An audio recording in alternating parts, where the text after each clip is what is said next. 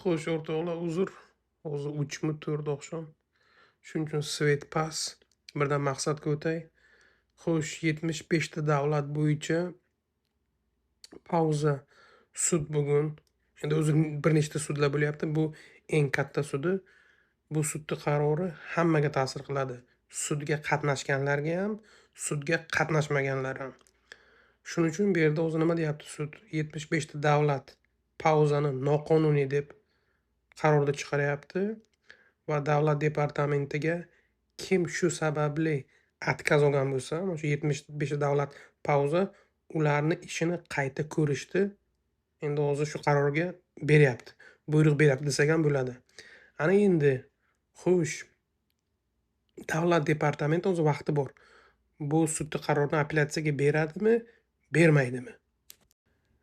Agar apellyatsiyaga bersa, bu deganiki, bu qaror birdan bekor bo'lmaydi, kuchini yo'qotmaydi yo vaqtincha yo'qotmaydi emas. Apellyatsiya berishdan tashqari yana bular alohida ariza topshirish kerak, mana shu qarorni vaqtincha to'xtatish uchun. Endi shu narsani qiladimi, qilmaydimi, menimcha 11-sentyabrda bilamiz. Lekin to 11-sentyabrgacha qilmasa, hech narsa qilmasa, masalan, o'zi erta indin vizaga kirgan odamlar bo'lsa, u odamlarga mana shu pauza bo'yicha отказ berishiga haqqi yo'q. Shu. Ana endi hozircha kutamiz. Xo'sh, endi viza отказ olganlar nima bo'ladi? Viza отказ olganlar birinchisi, agar bular apellyatsiya bermasa, to'xtatmasada, bu shu qarorni boshqatdan ularni ishini ko'rib chiqish kerak. Va ko'rib chiqishga nima kiradi? Masalan, ikkita xilda agar yaqinda kirgan bo'lsangiz, a, sizni mana bu doktordan tibbiy ko'rikdan o'tgan spravkangiz 6 oy srogi bor.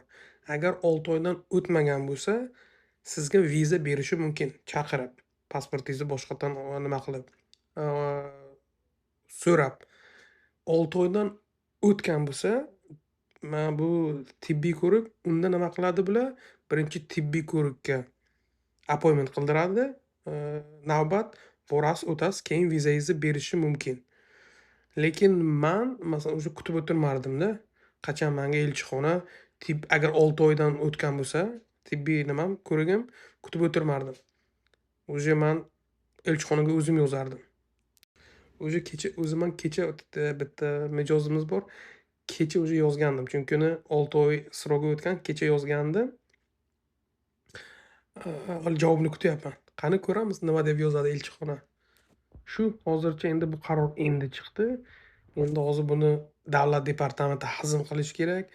Tramp hazm qilish kerak. Qani nima deydi, qanaqa buyruqni beradi. Lekin hozircha qaror bor. Bu qarorning ma'nosi pauza bekor qilindi. Viza shu uchun bermaslikka haqqi yo'q deb topildi. Mana shu.